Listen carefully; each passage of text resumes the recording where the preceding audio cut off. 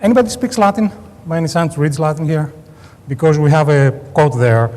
I really want to put it in Latin, but then you guys wouldn't quite see what that means, but I'll give you the real translation of it. It really says that the universe is a ledger and microservices is just an opinion. So we're going to talk about the zero code platform. I want to achieve two things, right? I want to communicate the fact that what we've done is we have built a pure event-based platform by really building a single model. It's a multidimensional model, and it's the only single artifact that we need, and therefore that's really what enables us to build a zero-code platform. The second part is leveraging the Akka and Scala. We have found a really nice coexistence, really, of building a dynamic reactive engine with all the qualities and quality of services and properties that we've been hearing and discussing. But that's really totally dynamic and getting bootstrapped through the knowledge engineering, through the semantic single model that describes the real world. But what's an application, right? If we talk about an application, it's really a computer program that coordinates functions, tasks, activities, and in a way it simulates the real world, right? That's really what a program is. That's what an application is. The way that we do that is if we look at the architectures, kind of the mainstream architectures, you start by getting the analyst looking at your business, the real world model, then translating that into use cases, right? And then what happens is you have this big 60% of the project where basically you have to take the single model, which is the real world model, map it into first of all, my database, right? That can be quite of a feat, as we know, and my data. And then I have to have some rules, right? So maybe I get rules or whatever else infrastructure that I need, technology for building the rules. And then I'm going to have a process, right? And then at the end of it, what I'm still missing is the semantic information of the real world problem, right? So that's missing. And that ends up to be somewhere in a Java that basically is going to integrate all the pieces together, right? And that would be upwards of hundreds of thousands of lines of code, as you know.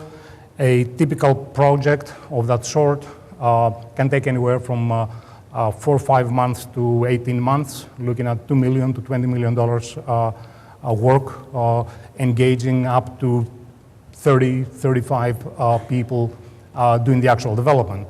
And then, of course, you have the nightmare of maintaining. I'm sorry, I didn't mean to say the nightmare. And then you have to maintain it and operationalize it, right?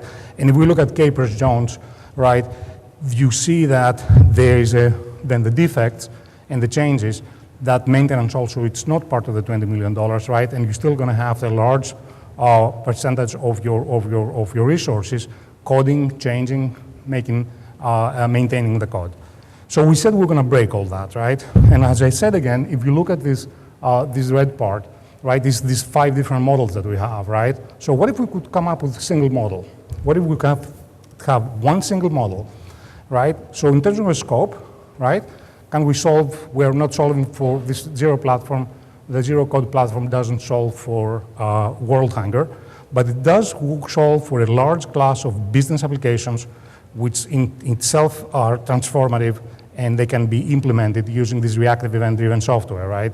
So, and the model that we see, that pattern, it's a very recurring pattern that we see in business in terms of building this type of, what we would call process automation platforms, right? In the past, we've called them workflows, we call them BPM, but really now going to this overall notion of an automation, right?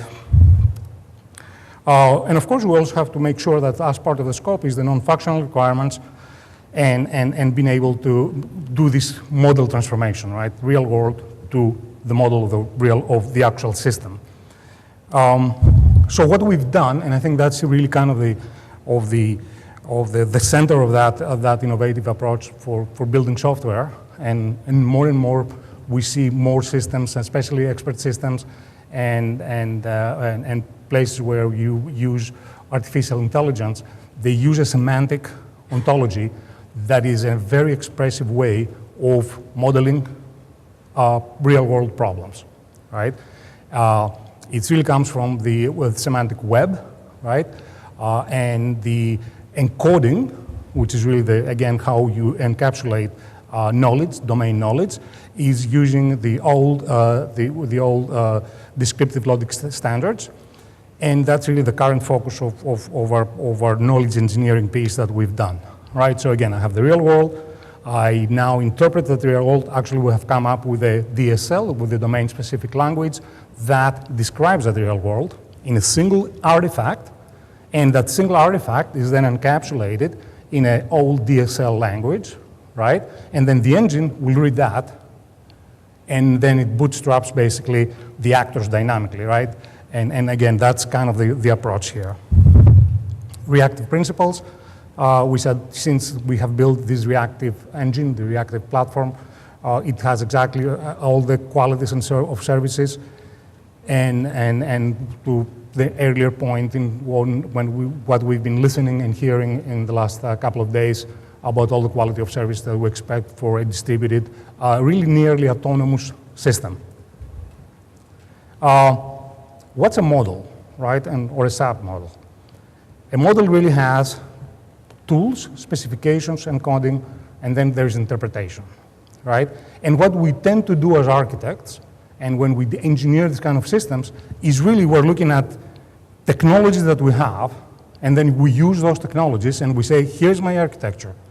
Imagine, for example, so that technology that is the mainstream technology becomes actually a limiting factor of how we build systems.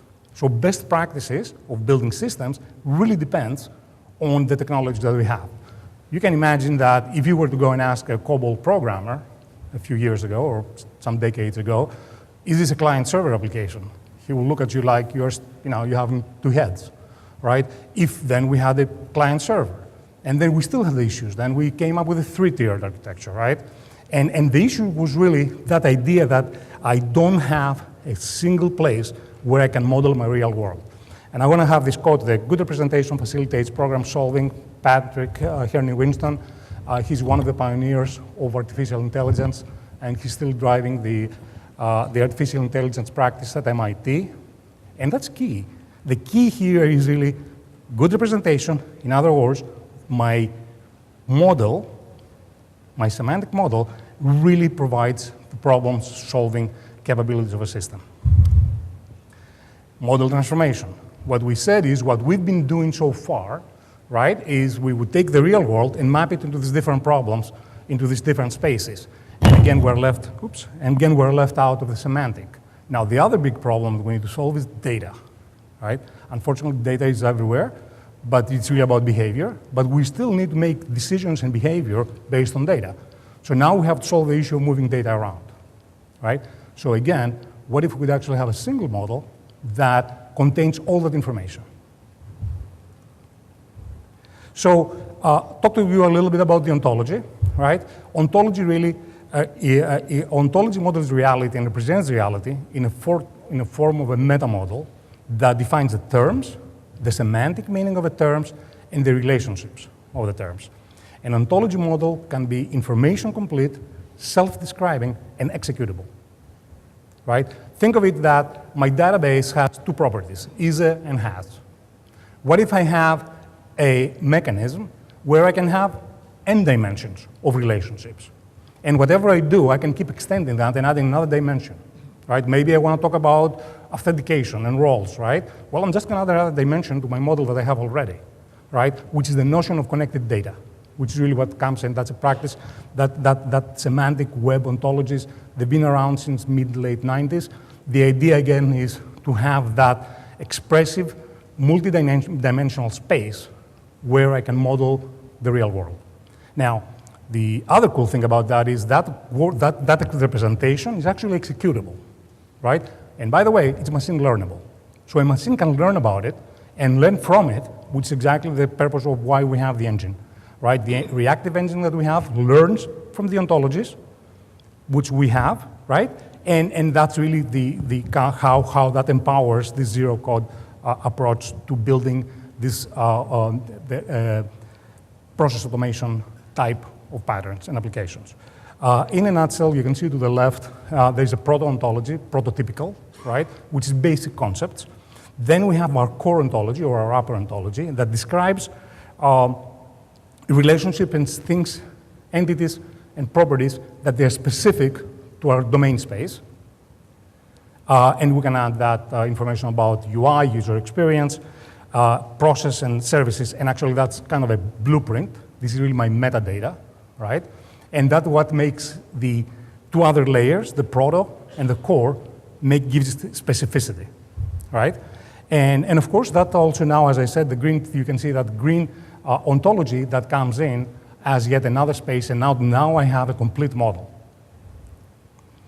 Here's an example of a proto ontology, and you can think of it like classes and basic concepts, right? We use a tool from Stanford, Protege, that basically gives us that way of modeling this the prototypical like, concepts that we have, and you can find things like data and attributes and that kind of classes, right? The next part is the actual core ontology. That's really where we came up with this language that describes these process automation real-world patterns. And then the blueprint is really an example, an instance of that particular pattern, right? We have a tool, and I'll talk just a little bit about that, and that you can think of it here as a workflow that basically, or a graph basically that says, I'm gonna start from here, I'm gonna use this data, if this happens, I'm gonna move there, right? And then I'm gonna make some decisions based on values that you already got from the user, and you're gonna go left or right and move your process, right? There's a way, and I didn't mean to have it that way, but basically leveraging an interface, right, from Scala. We actually read that ontology, and based on that ontology, we create actors that they model the blueprint. The actors are interwoven and they're connected in a way that they also understand that process and the core and proto ontology, right? And now, if I have a process, for example, that has 10 steps, my engine will read the ontology and will have 10 actors effectively modeling that space. If I have 1,000 tasks and events, right, the engine will read that ontology and will create 1,000 actors, right? So I can scale and I can define that, and that's the part really software that it literally creates software, right, generates software that then it's a runtime software. The process engine, which I've been again saying, right? You can see the ontologies in the upper left. The engine reads the ontologies and creates these meta notions of data, transitions, users, and so forth, whatever is defined in the ontology, right? Then the engine, as it starts interacting with users, it will start creating basic concepts and basic properties, and I'm just gonna move fast a little bit on this, to basically, that now they're kind of witnesses, they're individuals, or in other words, what we call in expert system, data facts, right? That effectively are a witness of a specific process that it's an instance or a pass through my blueprint. In terms of implementation, right? We have cluster ACA nodes, process nodes, business event nodes, monitor nodes, blue-green deployment nodes, control nodes, user experience nodes, which then replicate into an ACA physical node cluster. And based on that now, we can go span across multiple data centers. And really effectively, where what we call DR, disaster recovery, right? It's really alive, right? It's a live part of your cluster. And part of the implementation is that as long as you have a node running, right, if everything comes down, that node, right, would be able to reproduce basically the real world. Putting things together. We have developed a cognitive-based zero-code automation platform. There are three pieces of software that we have engineered. The one is the Maestro composer, what you see to your lower left. That's really where the human expert sits in front of the composer and using that simple DSL, that domain-specific language, right, designs his own blueprint, right? That blueprint could be a loan origination process, or it could be a onboarding a new client digitally, or it could be the process how you sell lava lamps on the internet, right? The engine knows nothing about it. But that's the composer where you build that. When you submit that, when you save that blueprint, right? That blueprint is turned into that old DSL that we said, right? The descriptive logic component, which then is ingested. We actually persist it into, we use Oracle 12c for our knowledge base, right? The graph part. And that gets ingested in the engine. So the engine learns effectively from your blueprint what's your business and what is the process that you want to automate. And then we've also have built a fit-for-purpose UI, a user experience, and we didn't want to go down the path of really having a UI that is totally auto-generated. So the UI in itself also understands the same DSL, the same domain-specific language, right? So in doing that, I can have a running system by just sitting, as I said, a human expert, sitting in front of the composer, defining the process with data, with decisions, and the system, at that point, it's a runtime executable system. The fact that we have using semantic web and all ontologies enables us also for the engine to run inferences, and now really turning that into an expert system, right? At this stage, this is the three components that we have, but then there's a path for really creating that into a fully automated expert system. And the target state is really where, instead of today having a human expert, so you can automate at the speed of the human, right? That can be replaced by adding KPIs and SLAs and actually learning from historical data or historical facts to actually have an algorithm that in real time can optimize your process based on whatever metrics you have. And with that, I want to thank you, and let me know if you have any questions, please. Thank you.